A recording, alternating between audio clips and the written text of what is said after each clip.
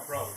You can't solve any of these problems in industry. People in industry don't have nearly the amount of time that is required to learn these tools or to actually implement them. And then once the tools are ready and mature, you transfer them to industry. But for me, it's a good illustration of the roles that universities can take in the data science landscape. And also, it's a good example of how mathematics develops different ideas. And there's different mathematical literatures. There's people working on probability. There's people working on differential equations. There's people working on analysis. There's algebra. There's all these areas you know about. But these boundaries are artificial. They are just the way in which we organize knowledge. And I feel that data science is a good example of a field that develops on the interface of these different disciplines. And through this talk, what I'll try to illustrate is that how data science develops at the interface of many areas of math and engineering, how if you're a researcher working in this area, it allows you to actually have fun. I mean, many of these things were really enjoyable to develop, and I would strongly encourage you to consider pursuing a career in academia to have a similar experience, and how they are very relevant, and they're very relevant to practical situations, but they cannot be developed by actors in industry. They have to be developed by scientists and by mathematicians. Okay, so I'm interested in what we call imaging inverse problems. So, and again, I'm using images to illustrate my work, but the work is general, so it's not, there's nothing fundamentally specific about imaging. So let's say I have a true scene, and I want to take a picture of this true scene, and I take a picture with a camera. Okay, so what I will observe, or what I will measure with my camera is not the true scene, it is the true scene as degraded by my measuring instrument. In the case of images, this is easy to illustrate. If I'm too far, for instance, then the image will look like that. And an imaging inverse problem is the problem of recovering the original measurement from the blurred measurement. So the idea is I have an observed piece of data that has been deteriorated by some instrument that has limitations. It has a limited resolution, it has some signals to noise ratio, it has a limited capacity to measure the information that I want to measure. And then if you use physics and you understand quite well how this becomes that, then you can try to inverse the action of the instrument to recover an estimate of that original image. And this is a general situation that arises in lots of other imaging problems, as well as in other areas of data science. Covariance matrix estimation has very close similarities to this. So this is an example from radio interferometry. We want to observe the sky, but we want to observe it in the radio frequency spectrum because this tells us a lot about the physics that are happening in the stars. So if we want to do astrophysics, we need to do measurements. And those measurements, we can't do them with a simple telescope because the wavelength we're observing is too big. So what we need to do is build a huge radio telescope. And we can't, so what we do is we build many little ones. I mean little, these are as big as this building, but we build many of them, and we put them all together, and then we operate them all simultaneously to mimic a huge telescope. And then we observe data. If you observe this radio galaxy, what you end up measuring looks like this. So these are Fourier coefficients. So it's as if you did the Fourier transform of the original image, and you measured coefficients of that Fourier transform. But it turns out that you can't measure all the Fourier coefficients you need to do the inverse Fourier transform. The coefficients that you measure depend on the position of the galaxies, or the stars, the sources in the sky, and your radio telescopes. And you can't really move your radio telescopes. So you turn them on and you observe some Fourier coefficients. And then you wait for the Earth to turn. And as it turns, that gives you a different relative position. So you get these trajectories that you see there. But even if you turn it on for a long time, you wouldn't be able to observe enough Fourier coefficients to do the inverse Fourier transform. And you don't want to use the radio telescope for a long time because this is a hugely expensive machine. So this radio telescope is a new one that spans across a desert in South Africa, and a desert in Australia, and a desert in Chile. And they're used simultaneously. So, it took a lot of money to build this, and a lot of countries collaborated. And now there's thousands of scientists that are queuing to use the radio telescope. So they each get a few minutes. So you can't say, well, okay, I'll just leave it on for a week and come back. It doesn't work. So you have just a few Fourier coefficients and you have to do the inverse. So there's obviously an infinite number of measurements of original images that would coincide with those measurements. The whole problem is how to recover the original one. So these are all examples of estimation problems that are very ill-posed. They have infinite numbers of solutions, and the solutions are very sensitive to noise. And we have noise, we have plenty of noise. So the whole point is, how are you going to restore the image and get your solution? So mathematically, we're interested in an unknown image, x. X is just, for me, a vector that lives in a very large Euclidean space Rd. And unfortunately, we don't measure x, we measure y. And y has to be related to x by some mathematical model. Otherwise, I wouldn't be able to recover x from y. And for the purpose of this talk, I will assume that the model is a linear model. Y equals ax plus some noise. A is an operator, w is noise. And everything I will explain generalizes straightforwardly to more complicated models, but you'll see that we don't really need more complicated models to understand why this is a difficult problem. So let's say that A is very rank deficient or very poorly conditioned. So let's say that Y has dimension 1,000 and X has dimension 1,000,000. Obviously, you can't recover X from Y. And additionally, you have noise, so that makes the problem difficult. So what you have to do is regularize it. And there's different ways of regularizing. You have had courses in optimization, so you're familiar with ideas from regularization. People will add penalties. They will say, I will penalize the L1 norm or the L2 norm or something a bit more complicated.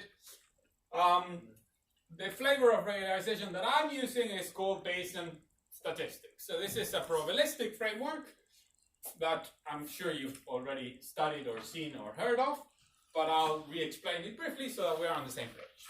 So the idea is that I want to derive inferences about x from some observed data y, and I will inject prior knowledge that I have about x. This will allow me to narrow down from infinite solutions that are very sensitive to noise to a set of good solutions for my problem. And it is a subjective probability approach. So we're going to relate x and y by a mathematical model that comes from probability. So more precisely, a joint distribution for x and y, p of x and y. And we're going to factorize that joint probability distribution as p of y given x, and then p of x on its own. Because this will be an easy way of, or a convenient way of then specifying those two ingredients to define our joint model relating x and y. And I want to stress that this is a subjective probability approach. So I don't believe any of these probabilities as actual probabilities of, if I repeated my experiment 1,000,000 times, then, p% of the times I would get this outcome. That's ridiculous. Now, this is a real world problem. You have real data, and you need equations to analyze that real data. So what you do is, you say, well, let's pretend all of this comes from random variables. And then probability gives you equations to describe the random variables. So then you use those equations and mathematical formalism to derive conclusions. And once you have your conclusions, you map them back to the real world. Okay, so probabilities in Bayesian statistics are like when I say, I think it's, the probability that it will rain tomorrow is 10%. We're not pretending that tomorrow is going to happen an infinite number of times and that 10% of the cases it is going to rain. I'm just saying, I have a feeling that it is going to rain, but it's unlikely, I'll give it 10%. So that's the kind of probability that we have. And it's completely subjective. Even if I, had a coin, which is a perfectly valid, random experiment, I could flip the coin would take an outcome, heads or tails, probably 50-50. But I could flip the coin, have it in my hand, hide it, and those probabilities would still be 50-50 to you, and I would know the outcome. So it's an inherently subjective approach. These equations are models, and they are useful. And that's as valid as they are. But the challenge is that we have to constantly operate in these two levels, a level of approximations of the real world and a level of mathematical formalism where everything has to be valid, because otherwise our approximation of the real world will become very difficult to understand. So I have two key ingredients that I need to define my joint probability model, my approximation of how the real data is related to the real image that I want to measure. So the likelihood function P of y given x models how a real image is turned into a measurement.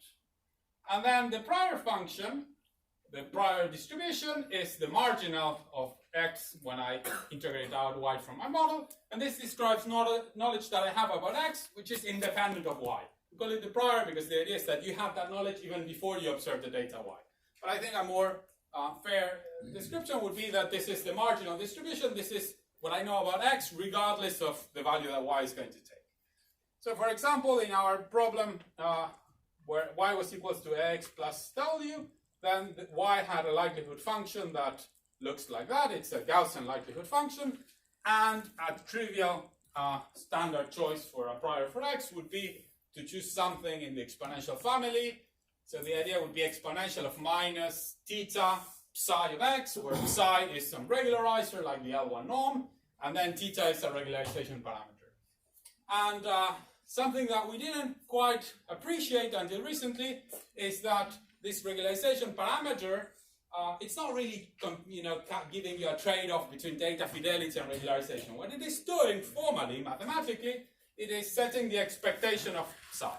So if you have pieces of data like real images, and you believe that a characteristic of your images is that they have a low L1 norm because they're almost sparse, then what you're saying is, I think that the expectation of the L1 norm for these quantities is low, and let's say it's equal to 10.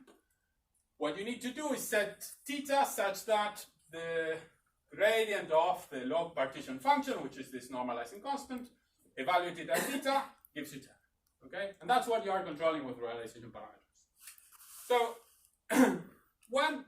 what will transpire from the next few slides is that when you formulate everything in probabilistic terms, there are lots of aspects of your problem that start becoming very clear and very easy to analyze. Setting regularization parameters is a huge problem if you formulate your inference just as the minimization of a cost function. If I just give you the lasso and I tell you set regularization parameter, you don't know how to do it. It's difficult. If I give you a Bayesian model and I tell you set the regularization parameter, you just need to use rules from probability, you manipulate things a bit, and automatically you know what you need to do. In the case of regularizers that look like this, so you are penalizing some norm of x, possibly on some dictionary representation or basis, capital psi, then in fact there is a bit of theory that we could do, but not today, that says that theta should be that the expectation of that regularizer is equal to d over theta. So if you have some examples, you can estimate theta from your examples. If you don't have training data, it turns out you can easily estimate theta directly from the data that you have observed for that specific image without any training data. So we'll talk about that later. So given some observation y, we will base our inferences on the posterior distribution of x, which is given by Bayes' rule. This is a very basic, easy to derive probability result that says that the probabilities associated with your unknown image x, given the data, are given by that expression. And because we have p of x multiplying the likelihood, this will significantly regularize our estimation problem. The likelihood function will not be able to discriminate between lots of solutions because the problem is ill-posed. So the likelihood function will say, well, let's say all these solutions look like good candidates to me. And then the prior will come and will attenuate a lot of those probabilities. And I will say, no, actually, only the solutions here are good ones. So things have to be in agreement with both your data and your prior knowledge. And that's how you get a model for the probability of your solutions.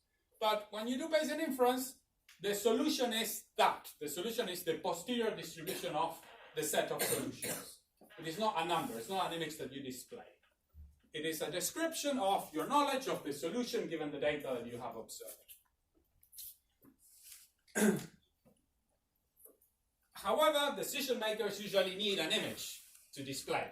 When you perform an MRI scan, at the moment, what comes out of the scan is an image. It's not a posterior distribution. So how do you summarize that posterior distribution that describes all possible solutions, how good or bad they are, into a single image that you're going to display?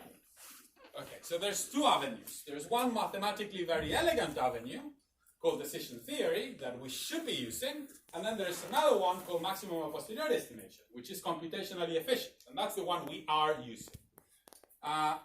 So what we do is, typically we construct our model P of x given y so that it is log concave, and we compute the maximum of the density.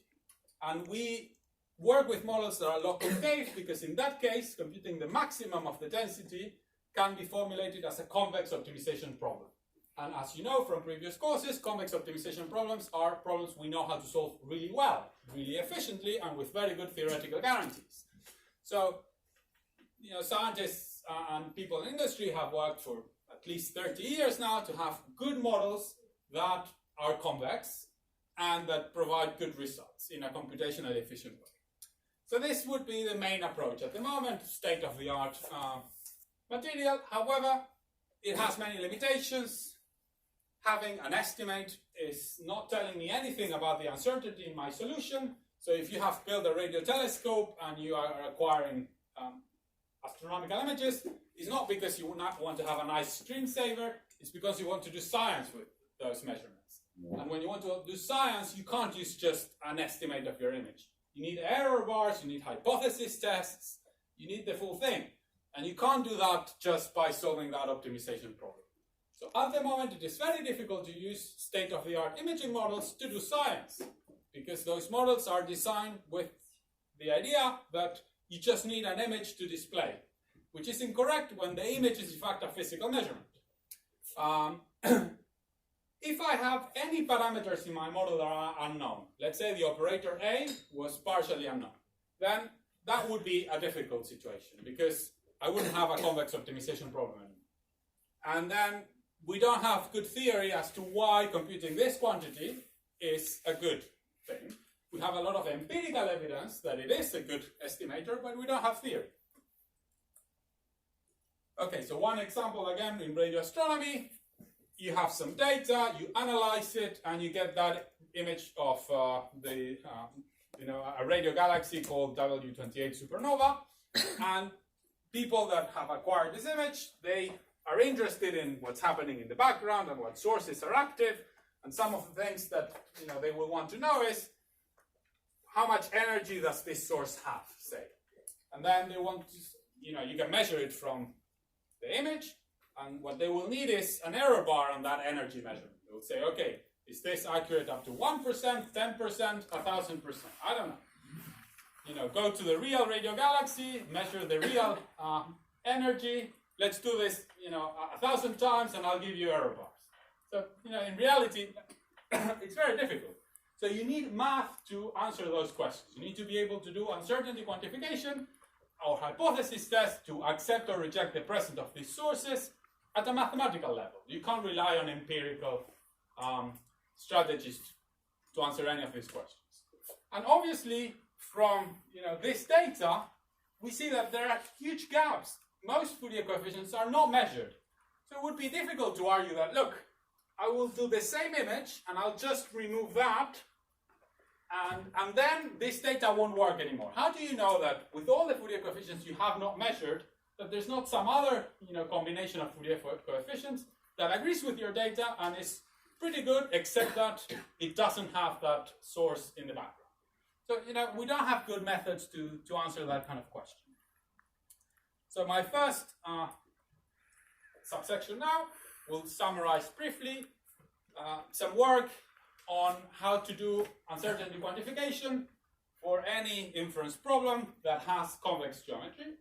And the key thing will be to solve it in a way that is very computationally efficient, because otherwise it will not be adopted by industry, and that exploits all the specific properties that the convexity of our problem will bring.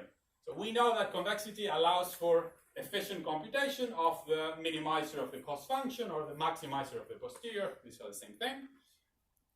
What I will show is that convexity actually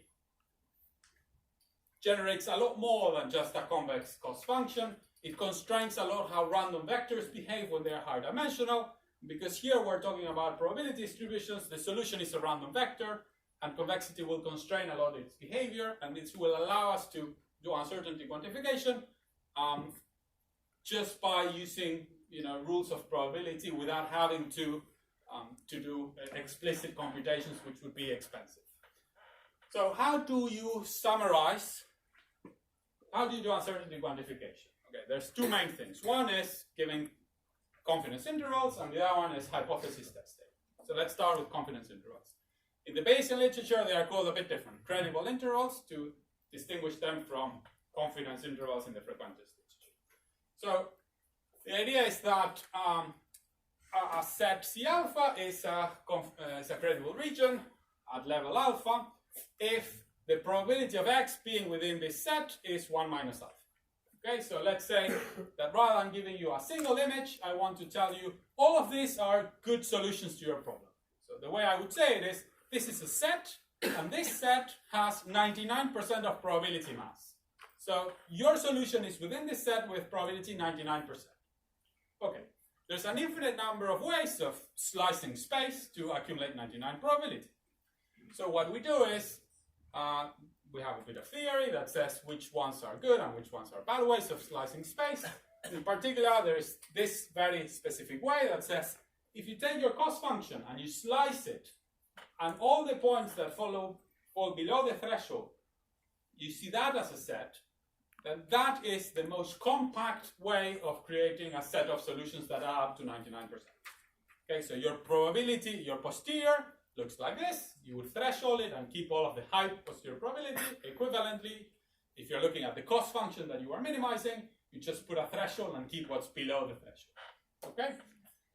And we could compute this with state-of-the-art Markov chain Monte Carlo algorithms, which are some algorithms that use tools from stochastic differential equations to construct a Markov chain that will converge in probability to the posterior, and then from that we can calculate pretty much anything we want, and we could calculate that. But that is computationally expensive. It is becoming very fast.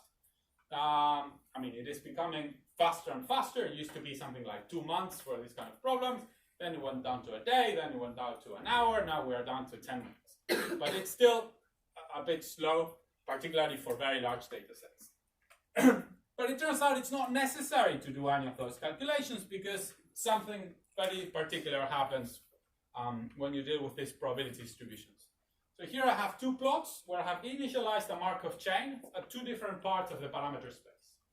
And then these Markov chains are going to start moving in random ways.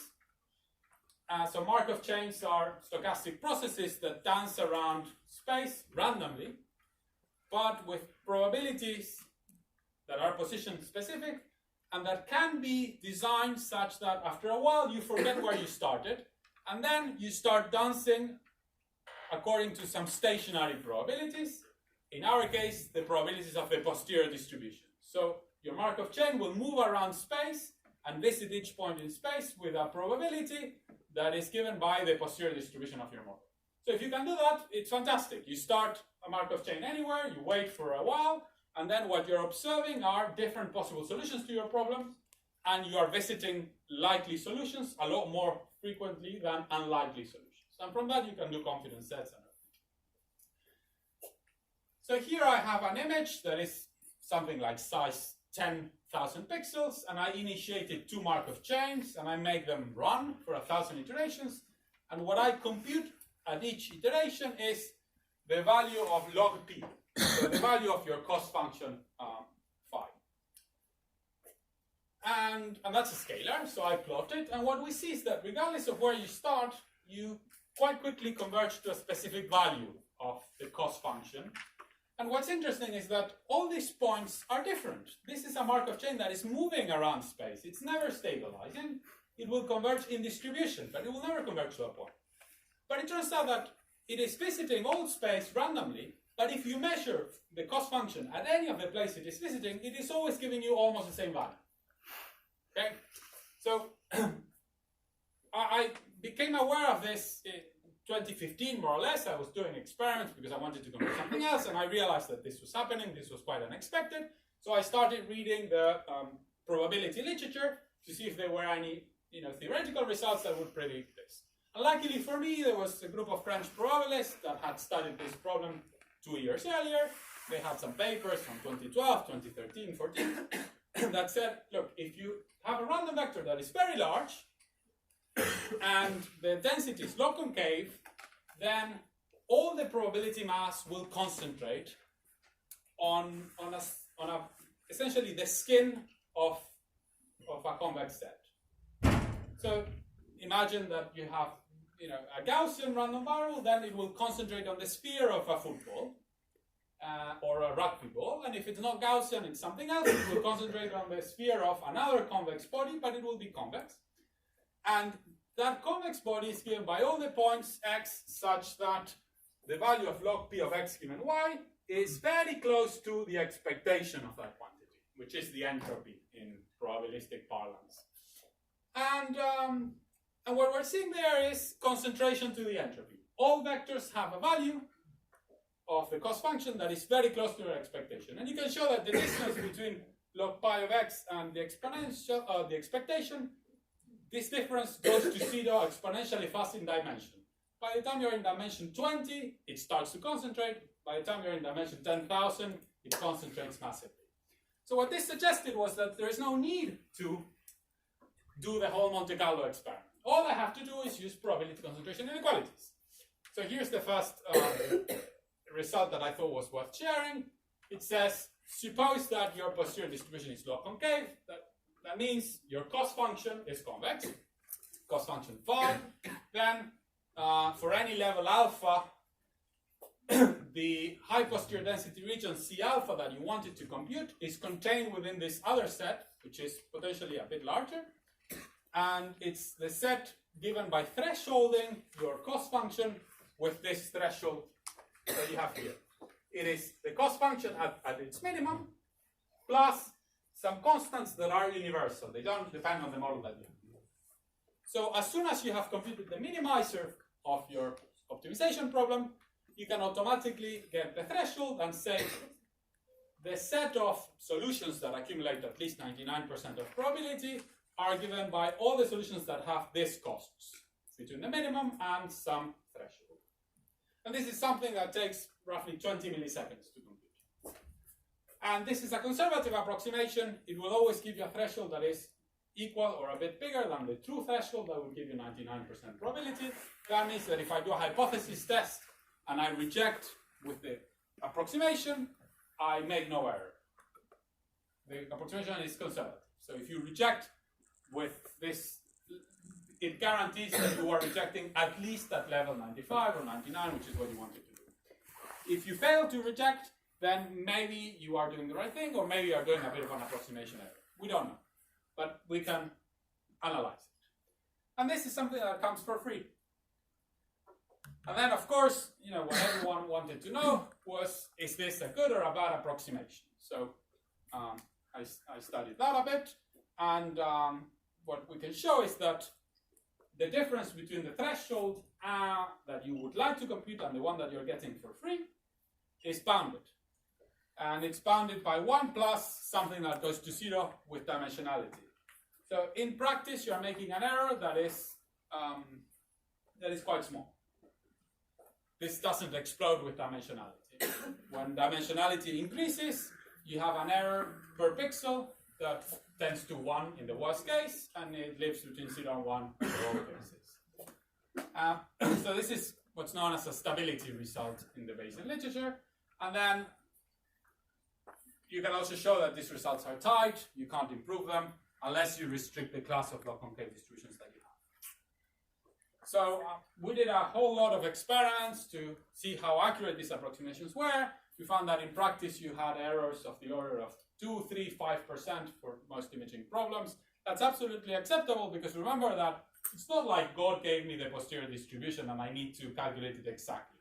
This is a posterior distribution that I'm writing down. So, it has its limitations. Calculating things with infinite accuracy is not that useful.